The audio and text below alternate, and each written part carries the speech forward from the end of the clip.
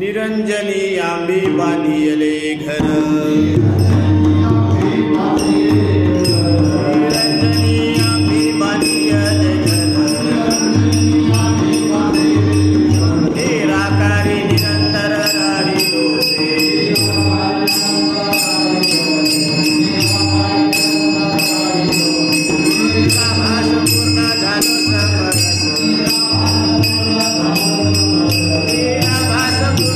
Hare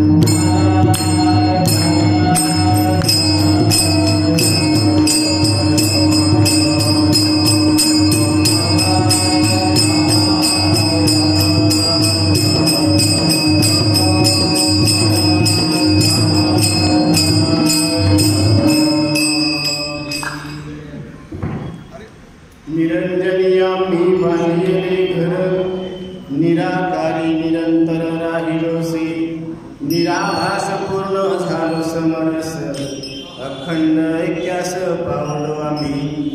तुका म्हणे आता नाही अहंकार, झालो तदाकार नित्य शुद्ध, निराभास पूर्ण झालो समरस, अखंड ऐक्यास पावलो आम्ही. विठ्ठल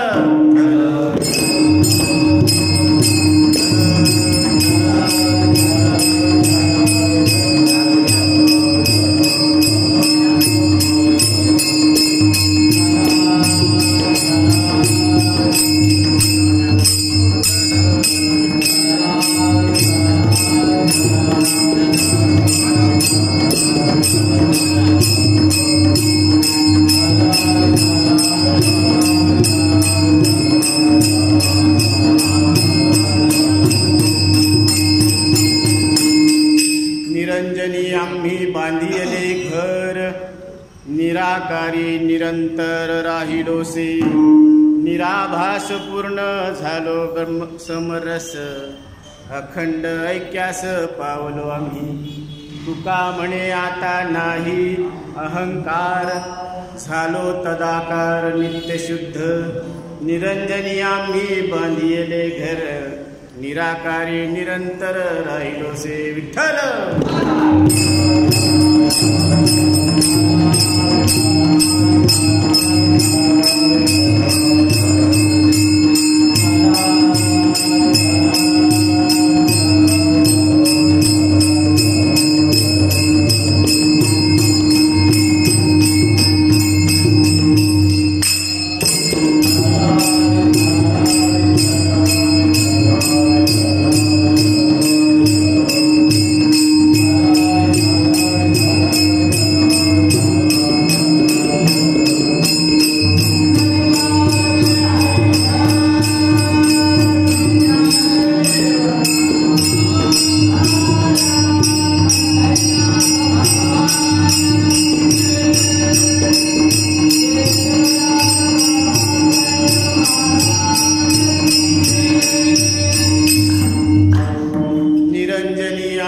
बांधिले घर, निराकारी निरंतर राहिलोसे, निराभास पूर्ण झालो समरस, अखंड ऐक्यास पावलो आम्ही. तुका म्हणे आता नाही अहंकार, झालो तदाकार नित्य शुद्ध, निराभास पूर्ण झालो समरस, अखंड ऐक्यास पावलो आम्ही. ओम नमो ज्ञानेश्वरा, ओम नमो ज्ञानेश्वरा,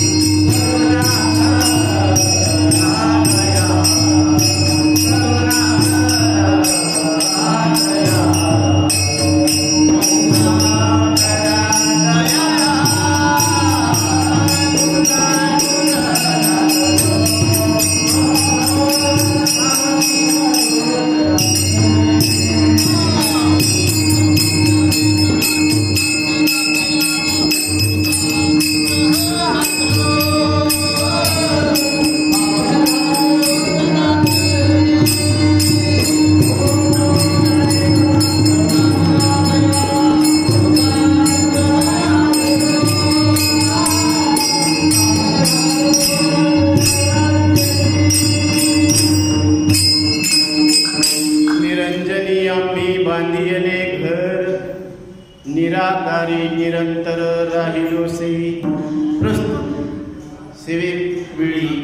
प्रस्तुत सेवेसाठी घेतलेला अभंग हा जगद्गुरु तुकोबाराय यांचा हा 3 चरणाचा अभंग असून या अभंगामध्ये महाराज मनुष्य देहात आलेल्या जीवाला काय उपदेश करणार हे पाहण्यापूर्वी या कार्यक्रमाचं जे नियोजन आहे त्याची पार्श्वभूमी काय आहे. या सेलू ग्रामामध्ये या ग्रामाचे ग्रामदैवत श्री केशवराज बाबासाहेब महाराज यांच्या ग्रामात आपण वास्तव्य करतो.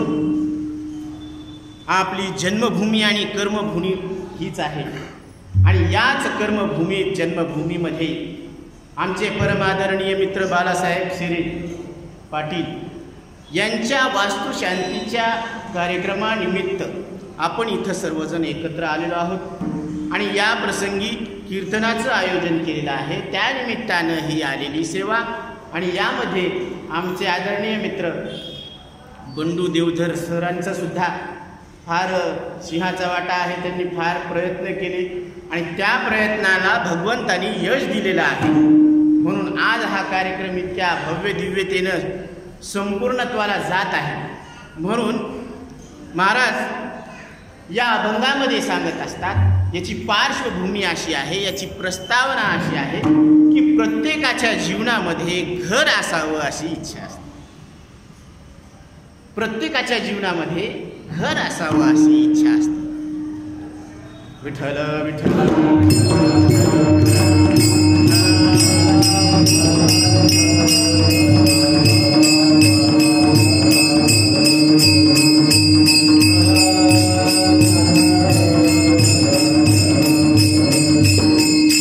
देवा तुझी गणेशू सकलार्थमती प्रकाशू म्हणे निवृत्ती दासो अवधारे जोजी आता अभिनव वाग्विलासिनी जी चातुर्यार्थ कला कामिनी ते श्री शारदा विश्वमोहिनी नमस्कारिणी मिया आता रथे आपुले चौफाडुनिया भले वरी बैसव पाऊले श्री गुरूंची मनोजवं मारुततुल्य वेगं जितेंद्रियं बुद्धिमतां वरिष्ठं वातात्मजं वानरयुधमुख्यं श्रीरामदूतं शरणं प्रपद्ये. विठ्ठल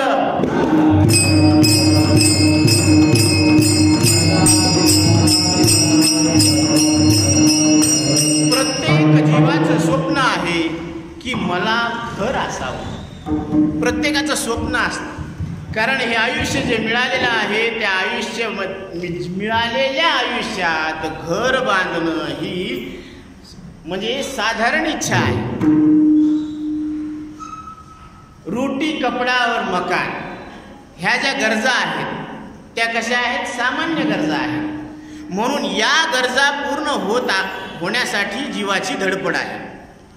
खायला वेळेवर अन्न असावं, चांगलं परिधान करायला वस्त्र असावेत आणि कुठंतरी संरक्षण व्हावं म्हणून त्यासाठी एक घर असावं. अशी प्रत्येक जीवाची काय आहे? इच्छा आहे. आणि साधू संतांनी सुद्धा घर बांधलेलं आहे. ज्ञानोबरायांनी सिद्ध बेट्यावर झोपडी बांधली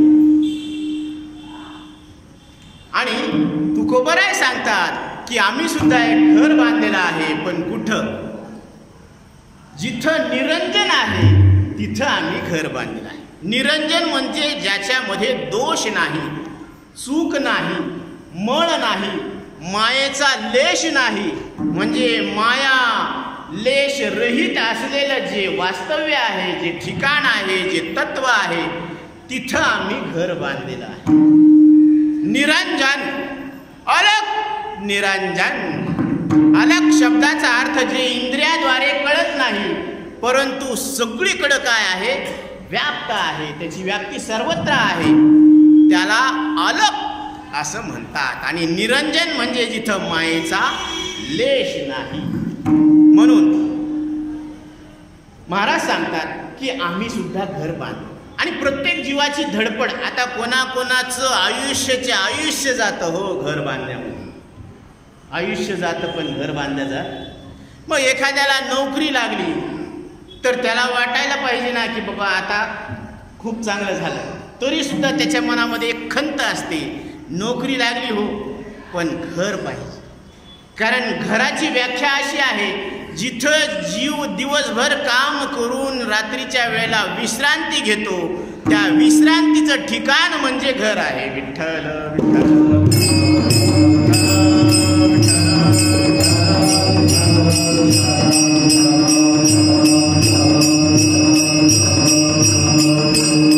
एका जनार्दनी नाही याता याती, सुखाची विश्रांती हरिसंगे. नाथ बाबा सांगतात की या जीवाला जर विश्रांती पाहिजे असेल तर याला हरीची संगती मिळायला पाहिजे.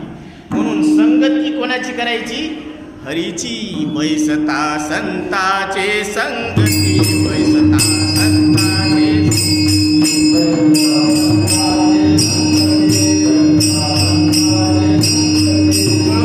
आले कमळापती, आले कमळापती,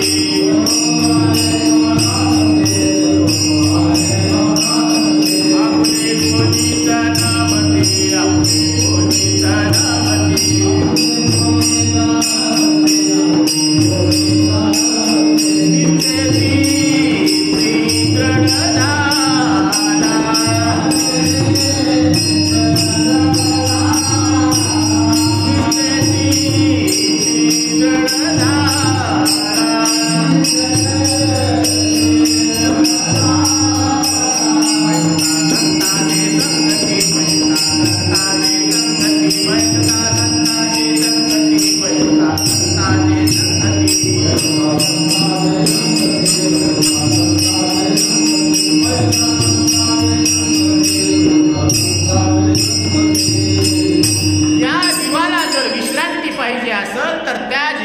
संताची संगती करायला पाहिजे, देवाची संगती करायला पाहिजे, मगच जीवाला विश्रांती मिळेल. म्हणून विश्रांती हरीच्या संगे. मग विश्रांतीचं ठिकाण म्हणजे ते घर आहे, आणि ते घर म्हणजेच हे जीवाचं काय आहे, वास्तविक स्वरूप आहे. म्हणून माऊली सांगतात, आगा पै पंडू कुमरा येता स्वरूपाची या घरा, करी तसे आडवारा विश्व भासू. जो हा जो विश्वाचा भास आहे तो आडवा यायला लागला. मग विश्व आडवं यायला लागलं का विश्वाचा भास आडवा यायला लागला? विश्व आडवं येत नाही. आरशामध्ये दिसणं चुकलं का त्याला सत्य समजणं चुकलं? माऊली आरसा पाहताना गंध लावतो ना आपण, तिकडं पाहायचं आणि इकडं गंध वाढायचं. वा रे वा, इतके तर हुशार येत राहतो मी. काय करते ते, तिकडं पाहायचं आणि इकडं गंध लावायचं. म्हणजे तुम्हाला अनुभवाला येणारा जो प्रतिबिंबाचा अनुभव आहे तो अनुभव तुम्ही खोटा ठरवायला ना. म्हणजे तिकडं दिसायला ते बी असंच दिसायलं, पण तिकडं लावतो काय? भूक लागल्यावर 2 टातं वाढतात काय? नाही म्हणजे त्याला बी आण ना म्हणतो का आपण? नाही, कारण ते आरशात दिसणारं खोटं आहे. ते दिसायला आहे का असायला आहे? त्याला पाकीट द्यायची गरज विठ्ठल विठ्ठल.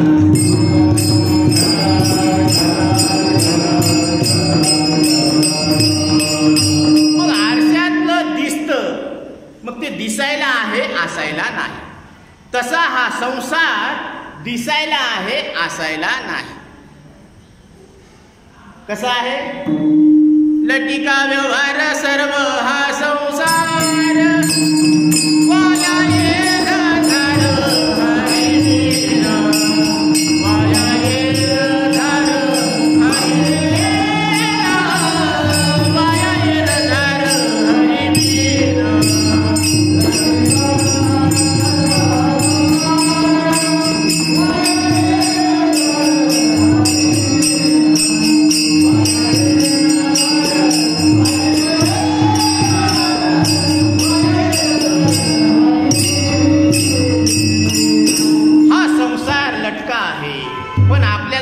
वाटतो का? नाही, आपल्याला सत्य वाटतो. म्हणून सत्य वाटणं हा दोष आहे. सत्य वाटणं काय आहे? दोष आहे. म्हणून तिथं महाराजांनी काय सांगितलेलं आहे की हे जीवन फार सुंदर आहे. या जीवनामध्ये हा जीव, याची जी धावपळ आहे ते घर बांधण्यामध्ये आहे. प्रत्येकाचं स्वप्न आहे. 2.5 लाख आलेले आहेत घरकुलाचे, बाकीचे मग घरातून टाकायचे. म्हणजे कसं तरी आपलं काय होईल, 4 भिंतीचं एक तारसाचं घर होईल, सिमेंटचं घर होईल.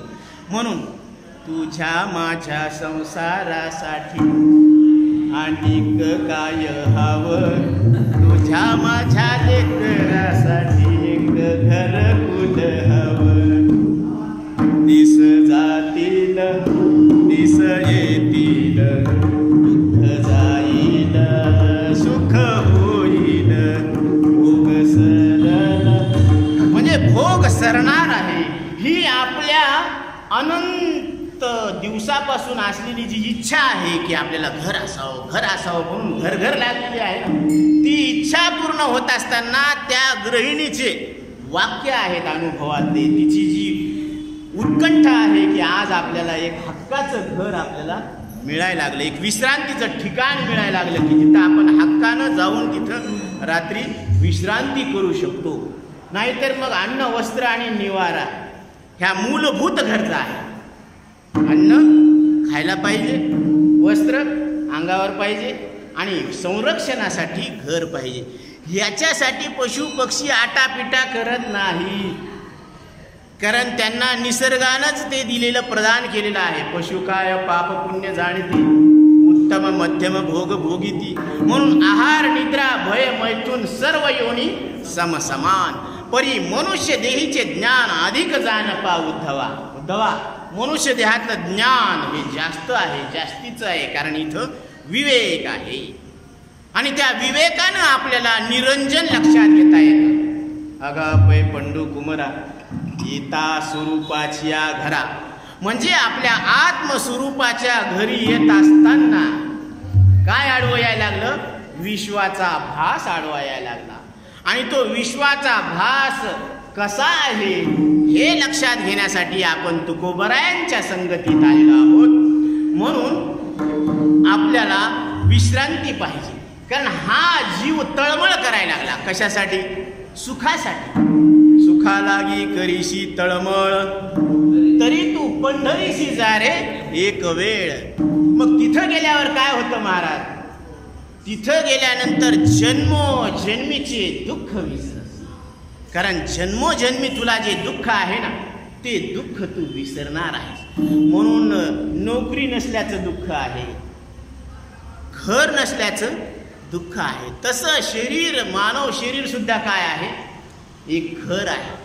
देह देवाचे मंदिर, आत आत्मा परमेश्वर. म्हणून हे सुद्धा भगवंतानं दिलेलं आपल्याला काय आहे? घर आहे. हे घर या घराच्या संरक्षणासाठी आहे. ऊन वारा पाऊस याच्यापासून काय व्हायला पाहिजे? संरक्षण व्हायला पाहिजे. तसं आता हे जे घर मिळालेलं आहे ना, तर हे घर परमात्म प्राप्तीसाठी आहे. विठ्ठल विठ्ठल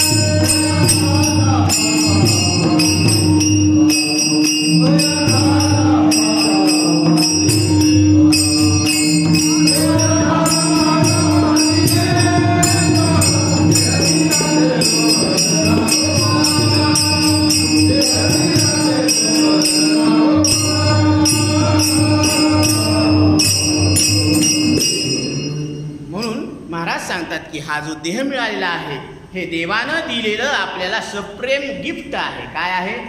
गिफ्ट. जसं आपण लग्नात एकमेकाला काय करतो? गिफ्ट देतात, म्हणजे सप्रेम भेट वस्तू देतात. तसं भगवंतानं आपल्याला हा मानव देह कशामध्ये दिलेला आहे? गिफ्ट मध्ये दिलेला आहे. म्हणजे हे दिलेला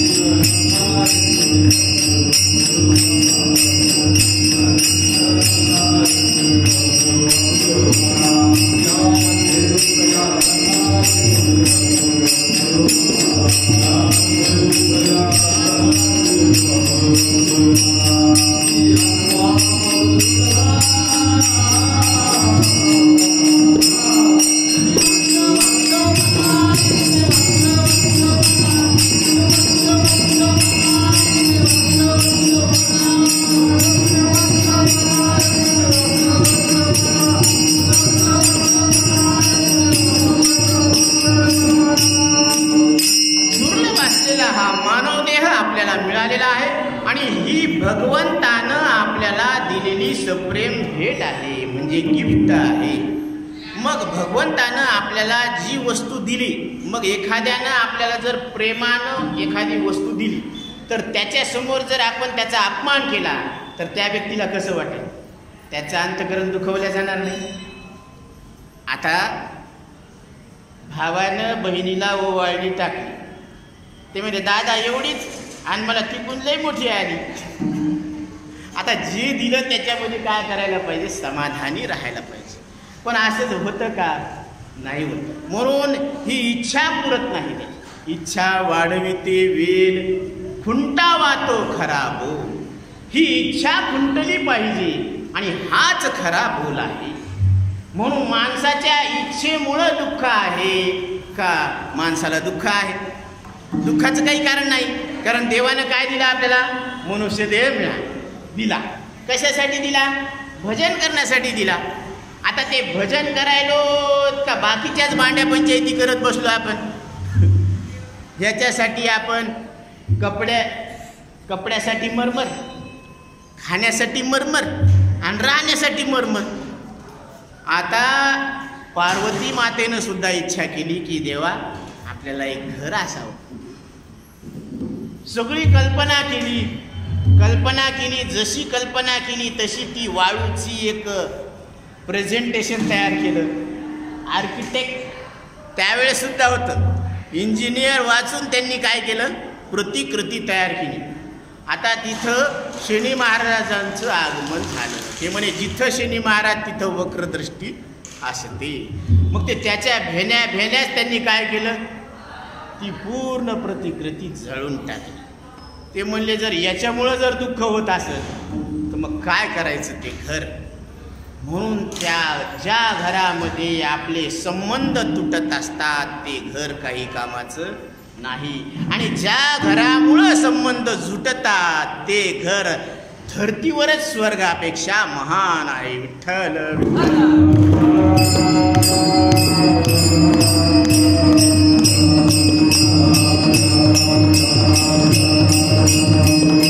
अपना घर है स्वर्ग से सुंदर.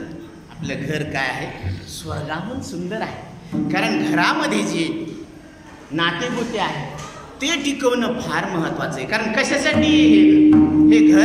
हे घर मालक आणि घरातले जे सदस्य आहेत त्यांना संरक्षण मिळण्यासाठी आहे. आणि त्यांना संरक्षण मिळालं म्हणजे आत्मउन्नतीचा मार्ग तिथून प्रशस्त होत असतो. म्हणून हे जे घर बांधलेलं आहे ते निरंजन ठिकाणी घर बांधलेलं आहे. निरंजन म्हणजे सोप्या शब्दात सांगायचं म्हणजे जिथं कुठल्याच मोबाईलची रेंज जात नाही असं ठिकाण म्हणजे निरंजन आहे. विठ्ठल विठ्ठल.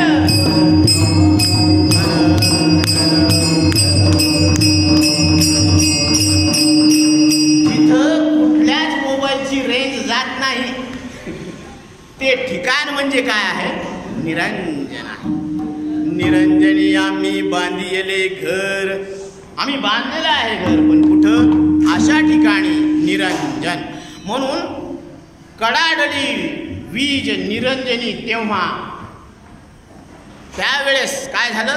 मुक्ताबाई तेव्हा गुप्त झाली. ज्यावेळेस आकाशामध्ये कडकड कडकड कडकड विजांचा कडकडाट झाला आणि त्याच क्षणी मुक्ताबाईचा देह गुप्त झाला. म्हणून अशा पद्धतीनं निरंजन शब्दाचा अर्थ जिथं वस्ती नाही, जिथं माया नाही, मायेचा लेश नाही, मायेचा विकार नाही आणि या जीवाच्या ठिकाणी अज्ञानाचा भास आहे. ईश्वराच्या ठिकाणी मायेचा भास आहे. जड वस्तूच्या ठिकाणी नामरूपाचा भास आहे. कारण नामरूप कुठल्याही वस्तूला तुम्ही घ्या, नाम आणि रूप हे मायेचे आहेत. आणि आस्ती भाती प्रिय हे जे पद आहे ते चैतन्याचं आहे. म्हणून कपाळ बाईचं आहे, पण त्या कपाळावर कुंकू कोणाचा आहे? पुरुषाचा आहे. या राणीचा राजा मळ्यात आहे, त्याचं लायसन माझ्या गळ्यात आहे. म्हणजे लायसन म्हणजे काय? मंगळसूत्र. आणि डोक्यावर कपाळावर एवढं मोठं जे लाल लाल कुंकू लावलेलं आहे ती कोणाची निशाणी आहे? ती पतीची निशाणी आहे. ते सौभाग्य जे उजळून दिसायला लागलं ती कोणाची निशाणी आहे? पतीची निशाणी. तसं जगाच्या कपाळावर अस्ति भाती प्रियाची जी निशाणी आहे ती कोणाचं सौभाग्य आहे? ते तुमचं आमचं सौभाग्य आहे. म्हणून ऋणू झुणू ऋणू झुणू ऋणू झुणू ऋणू झुणू रे भ्रमरा साडी तू अवगुणू रे भ्रमरा साडी तू अवगुणू रे भ्रमरा ऋणू झुणू ऋणू झुणू रे भ्रमरा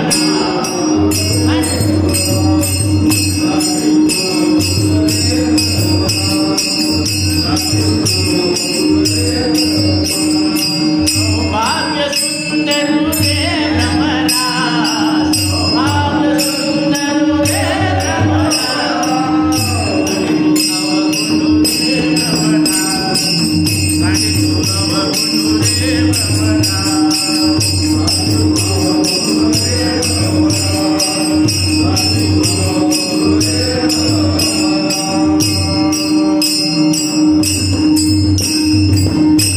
जगाचं सौभाग्य कोण आहे? आता ह्या जगामध्ये समजा वस्तीत नसली, लोकच नसले, मग त्या जगाला काही उपयोग? इथं करमायला कशामुळं? इथं जीव आहे म्हणून जीव लागायला लागला. जीव आहे म्हणून जीव लागायला लागला का? जड आहे म्हणून जीव लागायला? हे मोठमोठ्याल्या भिंती काय कामाचं? ये कन्या ये चौबारा यहाँ आना ना दोबारा. कशामुळं? अरे तीच नाही तर मी कशाला येऊ? तू साथी रे तेरे बिना मी क्या जीना. म्हणजे ही विरहणी आहे. त्याला वाटतं तीच नाही तर मग आपलं कशाला? मग प्रकृती नसल्यावर पुरुषाचं अस्तित्व त्याला वाटतं आपल्याला काय, म्हणजे मन लागत नाही ना. तसं ही जी प्रकृती आहे मग प्रकृतीमुळं पुरुषाचं अस्तित्व आहे का? नाही. आणि पुरुषामुळं प्रकृतीचं अस्तित्व आहे का? नाही. पुरुष वेगळा आणि प्रकृती वेगळी आहे. आता गंमत आहे, सांख्यशास्त्रानं दोन्हीचा निवाडा केला. आचार्य सांगतात आत्मानात्मा विवेक ज्ञानम ज्ञानम भवती निर्मलाः. आत्मा काय आहे आणि अनात्मा काय हे निवडायचं. कसं निवडायचं? जसं दळणातले खडे निवडतो तसं आत्मा सार आहे आणि बाकीचं सगळं जग काय आहे? आसार. म्हणून फलकट तो संसार फलकट तो संसार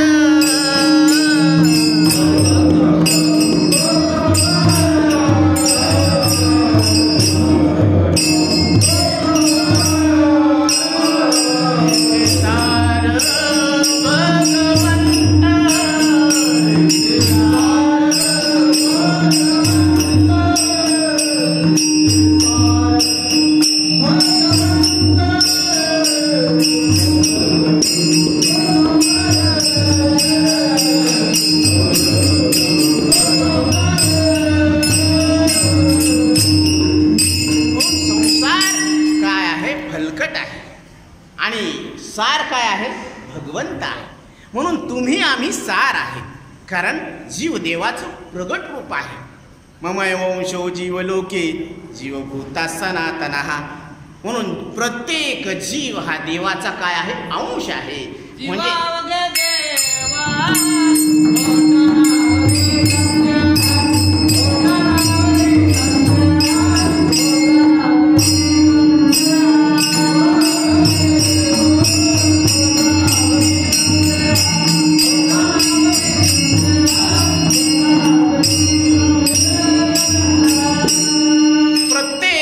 जीव हा स्वरूपानं परमात्मा आहे, देवरूप आहे आणि त्याला मी देव आहे असं कळून घेण्याचा संपूर्ण अधिकार स्वतः नारायणानं प्रदान केलेला आहे. मनुष्य देहीचे ज्ञाने सच्चिदानंद पदवी घेणे एवढा अधिकार नारायणे कृपावलोकनी दिला. प्रत्येक जीव हा कोण आहे?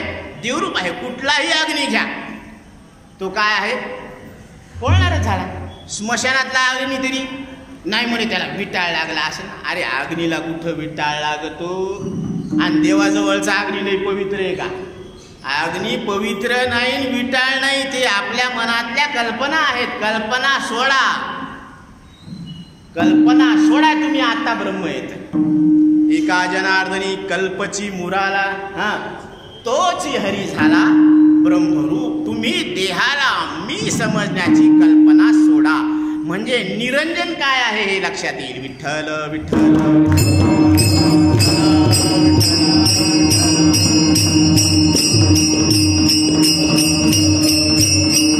म्हणून महाराज सांगतात, निरंजनिया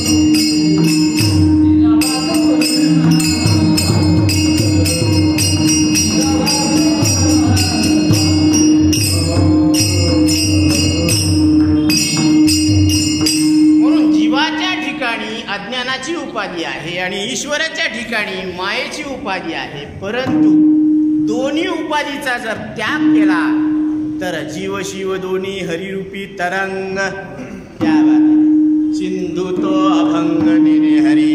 कारण जीव आणि शिव हे दोन आहेत का एक आहे? एकच आहे. दिसायला दोन आहे, असायला पती पत्नी. दिसायला दोन, असायला किती? एक. म्हणून एको हम बहुश्याम. मी किती आहे? एक आहे. आणि प्रत्येकाला तुम्ही विचारा तुम्ही किती येतं, त्यांचा अनुभव काय आहे? ते म्हणतात मी एक. मग तुम्हाला कळतं का नाही कळतं? ते म्हणते आम्हाला कळतं. मग तुम्ही पूर्वीचेच आहेत का आताचे? ते काय म्हणते का आम्ही पहिलेच. तुम्ही पहिलेच आहेत का आताचे? पहिले. आताचे म्हणल्यावर हे असं बोलल्यावर होतं का? आणि असं असलं असतं तर स्वीकार केला असता का? विठ्ठल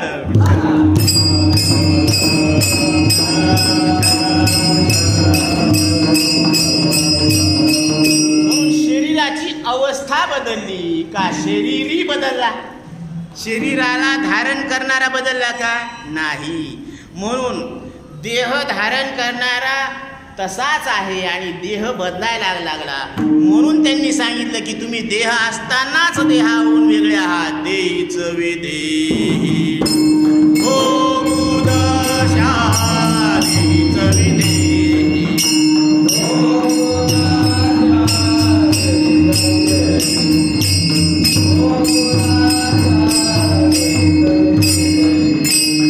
असो ऐसा कुठे आठवते नाही. असो ऐसा कुठे आठवते नाही. असो ऐसा कुठे आठवते नाही.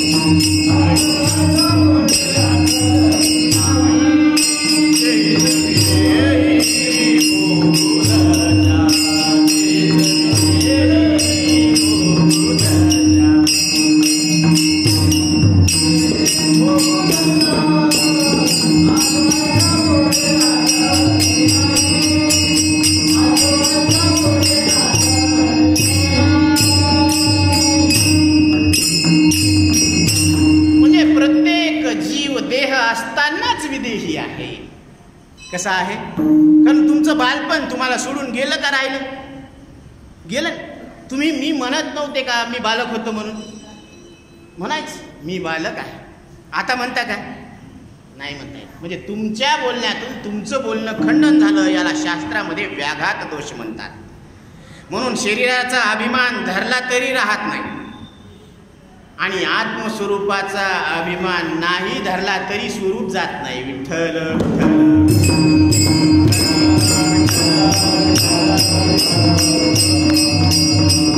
म्हणून कोणत्याही आई वडिलांना वाटत नाही की आपल्या लेकरानं लोकांसमोर भीक मागत फिरावं. कुठल्याही आई वडिलाला वाटतं की आपल्या लेकरानं अभिमानानं नाही पण स्वाभिमानानं जगावं. तसं देव, आपण देवाचे आहोत. कोणाचे आहोत? देवाचे आहोत. तर देवाला वाटतं की यांनी सुखासाठी कोणासमोर हात पसरू नये. सुखासाठी कोणासमोर हात पसरू नये. कारण सुख हे तुमचं स्वरूप आहे. सुख हे तुमचं स्वरूप आहे. सुख हे तुमचं घर आहे. सुख हे तुमचं स्वरूप आहे. म्हणून ते निरंजन आहे. निरंजनिया मी बांधिले घर. निरंजनिया मी बांधिले घर.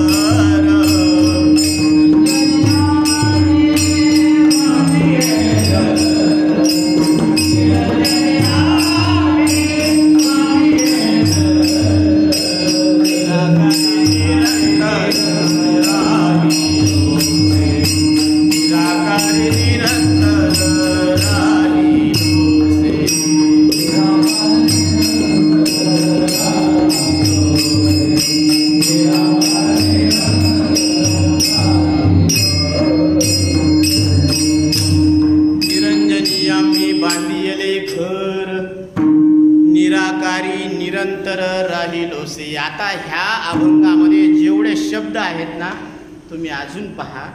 निरंजन, निराकार, निराभास, समरस, बरं का, तदाकार.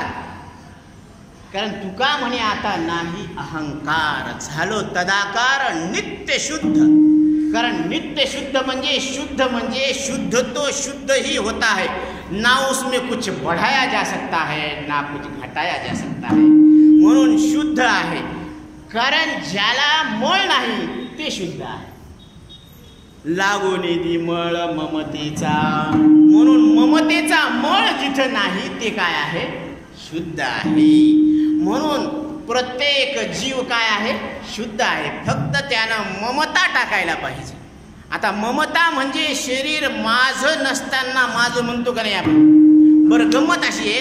एक छोटासा उदाहरण पहा. माझा पेन म्हणल्यावर माझा म्हणणारा पेनाहून वेगळा आहे का नाही?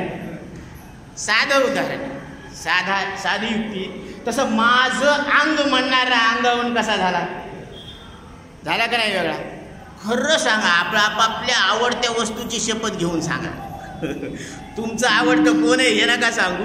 तुमच्या आवडत्या वस्तूची शपथ घेऊन सांगा की तुम्ही माझं अंग लय ठसठस करायला लागलं. म्हणजे माझं अंग म्हणल्यावर तुकडा पाडला का नाही? म्हणजे तुम्ही अंगाहून वेगळे आहेत का नाही? देह नव्हे मी हे सारे, देह नव्हे मी सारे.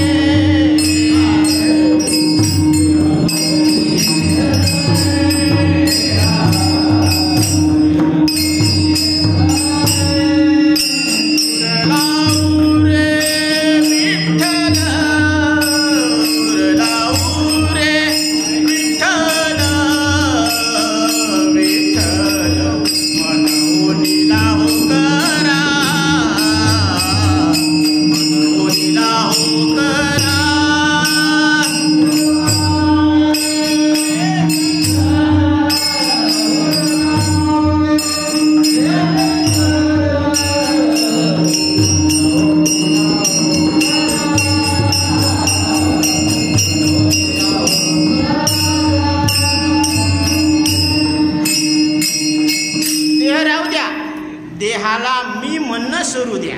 आता जसं इथं जे नियोजन झालेलं आहे सगळ्या वस्तू वापरायच्यात कुठपर्यंत 11 पर्यंत. 11 झाले की हे सोडून द्यायचं आणि इथं ठाण मांडून बसले तर हे उचलून बाहेर फेकत. तसं जोपर्यंत काळ झडप मारत नाही तोपर्यंत शरीराची स्वातंत्र्यता आहे. आणि एकदा का काळ जवळ आला की मग मात्र तिथं तर आपल्याला कुणी सोडवू शकत. काळाची उडी पडेल काळाची उडी पडेल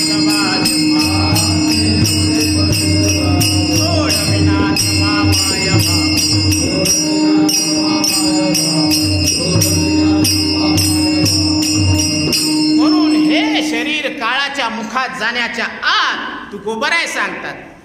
बरवे झाले आजी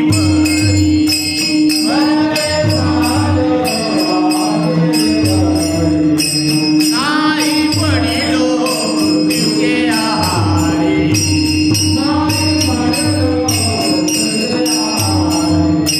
वाजोनी आलो येत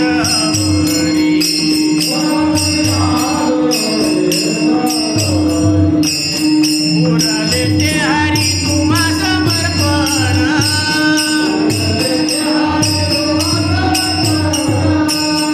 उरले ते हरी तुम्हा समर्पण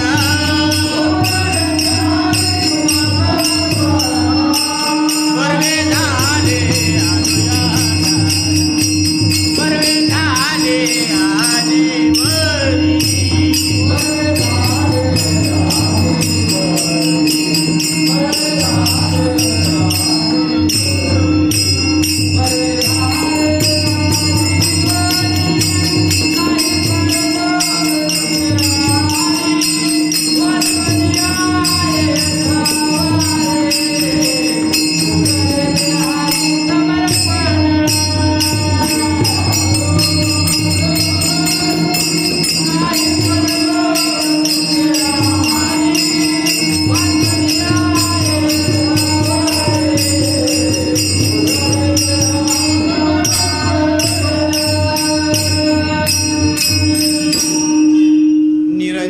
आम्ही बांधिले घर निराकारी निरंतर राहिलोसे. निराकार म्हणजे आकाराला आकार कळत नाही आणि आकार तुम्हाला आम्हाला कळतो म्हणजे आपण आकाराहून वेगळे आहोत. म्हणजे कसे आहोत? निराकार आहोत.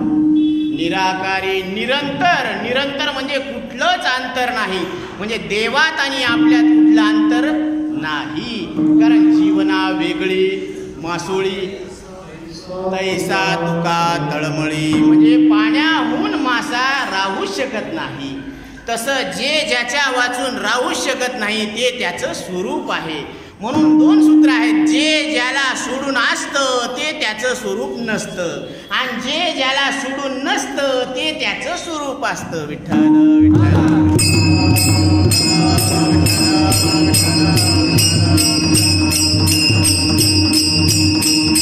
म्हणून आपल्यात आणि देवामध्ये अंतर नाही. देवभक्त दोन्ही एकरूप झाले म्हटलं पण ते म्हणले ते मुळीच संचेले जैसे तैसे ते होते तसेच आहेत. ते एक नाही केले आम्ही. जसं पाण्यामध्ये काठी मारली तर ते 2 थोडीच होत असतात. ते एकच आहे. तसं भेदामुळं अभेद खंडित होत नाही. कारण शरीर खंडवान आहे. शरीर धडधड 6 तुकडे, 2 पाय, 2 हात, 1 मुंडकन, 1 धड. याच्यातला कोणता तुकडा तुम्ही आहे? पटपट बोला, वेळ कमी आहे. रात थोडी आणि सोंग जास्त आहे. सामा है 100 बरस कान पलकी खबर नाही. 11 वाजले जाऊ द्या ना घरी. 11 वाजले की जाणार. म्हणून मला सांगते की कोणता खंड कोणता तुकडा तुम्ही येत. एक दिल के टुकड़े 1000 हुए, कोई यहाँ गिरा कोई वहाँ गिरा. कोणते तुकडे वेचतो दादा? 2 हात, 2 पाय, 1 मुंडकन, 1 धड. कोणतं आहे तुम्ही? का सगळं मिळून तुम्ही? सगळं मिळून बी तुम्ही नाही. हे तुम्हाला वापरायला दिलेले यंत्र आहे. हे मनुष्य काय आहे?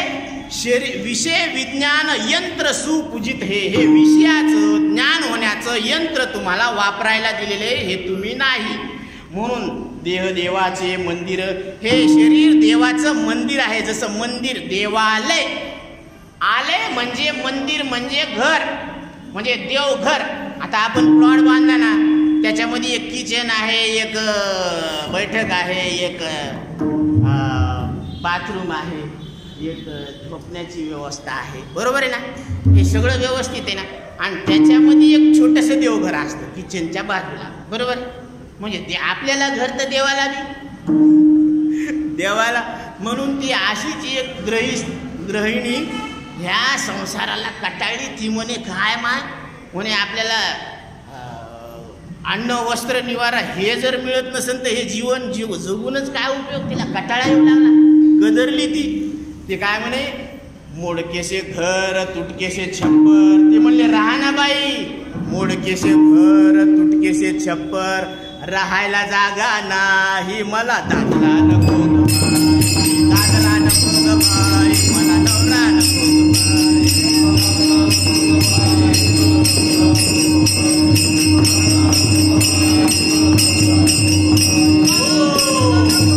दादला नको. पुढं ती बाई काय सांगती की आता खायला तर चांगलं पाहिजे निदान. कळण्याची भाकर, आंबाड्याची भाजी. आता ते कळणं म्हणजे ज्वारीचे जे असतात ना, तर ते विकता येत नाही, तुला कोणी विकत घेत नाही, बरं का. आणि त्यानं व्यापार बी होत नाही, फक्त ते कोणी मागितलं तर द्यावं लागतं. मग त्याची भाकर आणि आंबाड्याची भाजी तर फुकटच आहे. आता निदान फुकटात तरी भाजी व्हायला पाहिजे चांगली. ते म्हणे कळण्याची भाकर, आंबाड्याची भाजी, मग खाय की करून वरी तेलाची धार नाही मला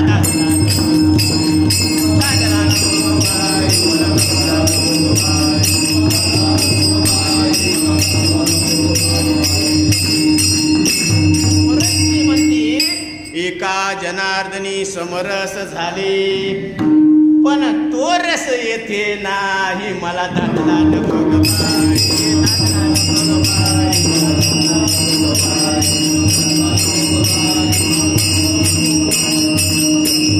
तुला वाटायला की आपण कुठंतरी समरस व्हावं, एकरूप व्हावं, देवाशी प्राप्ती करून घ्यावी. पण अडचणी या इथल्याच गरजा पूर्ण होईन तर त्याचं परमार्थात लक्ष लागन का?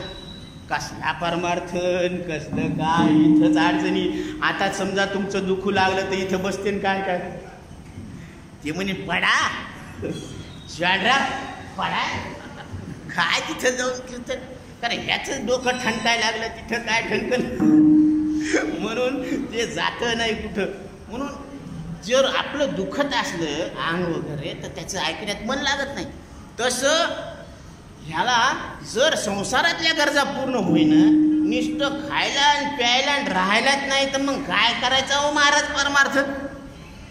म्हणून इथं जर कुणी समर्थ असेल ना तर तो समर्थ आहे देव श्री केशवराज बाबासाहेब महाराज, ज्यांच्या नगरीत आपण राहत असतो.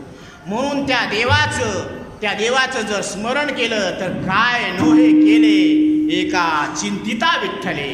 म्हणून त्या विठ्ठलानं, त्या केशवराज बाबासाहेब महाराजानं आपली हाक ऐकावी म्हणून त्यांच्या नावाचा एक 5 मिनिटं आपण गजर करू. केशवराजा महाराजा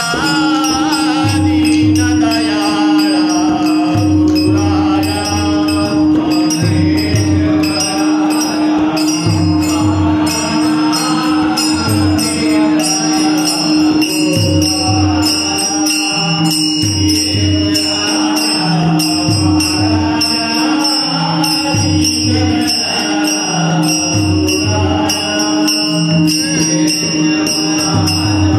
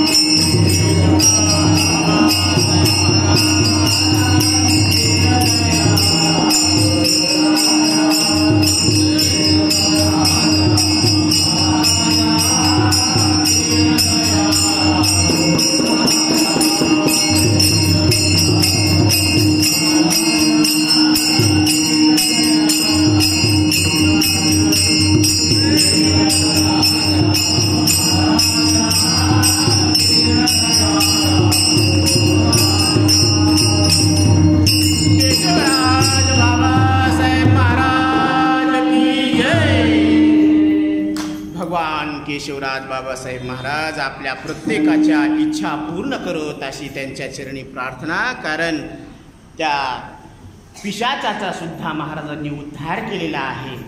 लोकांना आश्चर्य वाटलं की ही घटना कशी काय घडली. कारण संतांमध्ये सद्गुरूमध्ये सामर्थ्य असतं. एवढं सामर्थ्य आहे, एवढं सामर्थ्य आहे. भिद्यते हृदय ग्रंथी छिद्यन्ते सर्व संशयः क्षीयन्ते चास्य कर्माणि तस्मिन् द्रष्टे परावरे.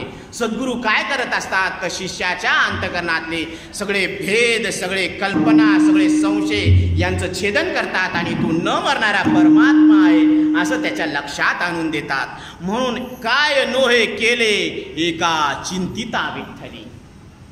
जरी आपल्याला काही नाही कळालं, जरी आपल्याला अभंगाचा अर्थ नाही कळाला तरी काही हरकत नाही. आपल्याला कळून घेण्याची इच्छा आहे ना, कळून घेण्याची इच्छा आहे ना. जसं बापानं आपल्यासाठी प्रॉपर्टी करून ठेवलेली आहे आणि ती प्रॉपर्टी त्या रजिस्ट्रीमध्ये काय लिहिलेलं आहे हे आपल्याला वाचता येत नाही. मग आपण गपचूप बसतो का घरामध्ये? नाही.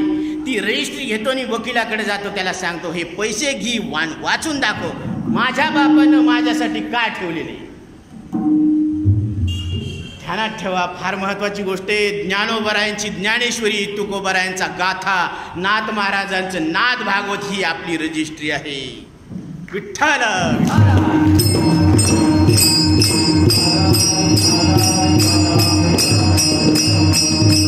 कारण याच्यामध्ये एक अस्वस्थता आहे, एक आपल्याला असं निसंशय केलेला आहे, आपल्याला बेपर्वा करून ठेवलेलं आहे. ज्ञानेश्वर महाराज आपल्याला एक स्थैर्य देतात, मनात एक वचन देतात. ते वचन काय आहे ते पहा. आहाची बोलाचे नव्हे हे शास्त्र, आत्मा अवतर नविते मंत्र, संसार जिनिते हे शस्त्र अक्षरे ये. हे नुसती बोलाचीच गडी आणि बोलाचाच भात अशातला भाग नाहीये. हे संसाराला जिंकण्याचं शस्त्र आहे आणि तुम्ही न मरणारे परमात्मा आहेत असं कळून देणारे हे मंत्र म्हणजे ज्ञानेश्वरी. म्हणून नामा म्हणे ग्रंथ श्रेष्ठ ज्ञान देवी एक तरी ओवी अनुभवावी. एका तरी ओवीचा तुम्ही अनुभव घ्या. म्हणजे पारायण करा का? नाही. शब्द घोकोनिया करावे ते काय, अर्थाकारे राहे होनिया. तुम्ही त्या ओवीचा बरोबर जशाला तसं अर्थ कळून घ्या. स्वतःच्या मनात कळत नसेल, मनानं कळत नसेल तर देवाचा धावा करा. म्हणून विठ्ठल म्हणता हरले पाप, पदरी आले पुण्यमाप. विठ्ठलाचं नाम घेणं म्हणजे काय आहे? दुधारी तलवार आहे. एकीकडं पापाचं क्षालन होतं आणि पुण्याचा संचय होत असतो. अशी दुधारी तलवार म्हणजे विठ्ठल नाम आहे. म्हणून काय नोहे केले एका चिंतिता विठ्ठले. किती वेळ राहिला? 11 वाजले, एक 5 मिनिटं महाराज. म्हणून काय नोहे केले एका चिंतिता विठ्ठले. आधी भजन करू. विठोबार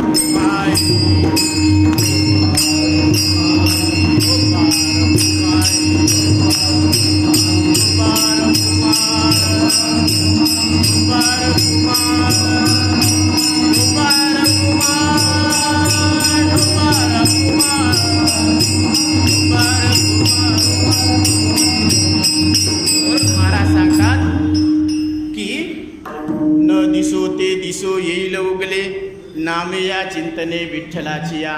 जे इंद्रियानं दिसत नाही ते सुद्धा दिसून येईल. नामे या चिंतने विठ्ठलाची या. जे दिसत नाही ते दिसल. पहिली गोष्ट. दुसरी गोष्ट, न बोलो तो बोलो येईल उगले, नामे या चिंतने विठ्ठलाची. जे बोलता येत नाही, जे वाणीच्या आवाक्यात नाही ते सुद्धा बोलता येईल. कोणाला जर कोणा एखाद्या विषयावर बोलता येत नसेल त्याला बोलता येईल. पण नामे या चिंतने विठ्ठलाची. तिसरी गोष्ट, न भेटे ते भेटो येईल उगले. ज्याला एखाद्या वस्तूची भेट व्हावी अशी इच्छा असेल, आपल्या प्रयत्नानं होत नाही पण हे शक्य आहे. न भेटे ते भेटो येईल उगले, नामे या चिंतने एका विठ्ठलाची. आणि न कळो ते कळो येईल उगले, नामे या विठ्ठले एकाची. जे कळत नाही ते सुद्धा कळल. पण तुम्ही विठ्ठलाचा काय करा? उच्चार करा. कारण विठ्ठल नामाचा उच्चार काय करतो? डायरेक्ट हृदयावर परिणाम करतो. तुमचा heart attack, blood pressure heart blockage, नामस्मरणाचे 4 फायदे आहेत. स्मरणशक्ती वाढते, पहिला फायदा. दुसरा फायदा, त्याची जी रोगप्रतिकारक शक्ती आहे ती वाढते. तिसरा फायदा, ह्याच्यामध्ये दुःख सहन करण्याची क्षमता वाढते. आणि तिसरा फायदा, इच्छाशक्ती वाढत असते. हे 4 नामस्मरणाचे डायरेक्ट फायदे. तुम्ही आत्ता नाम घ्या, आत्ता इथं तुमच्या लक्षात येईल की काय म्हणजे वैष्णवांचा माल खरा, तुरतुरा वस्तुशी. म्हणून संयोजकांना दिलेली वेळ संपलेली आहे. झालेली सेवा माऊलीच्या चरणी अर्पण करू. पण तत्पूर्वी एक 5 मिनिटाचा विठ्ठल नावाचा जप, टाळांचा स्वर, मृदंगाचा आवाज आणि आपल्या मुखातून निघायला पाहिजे विठ्ठल विठ्ठल ध्वनी. विठ्ठल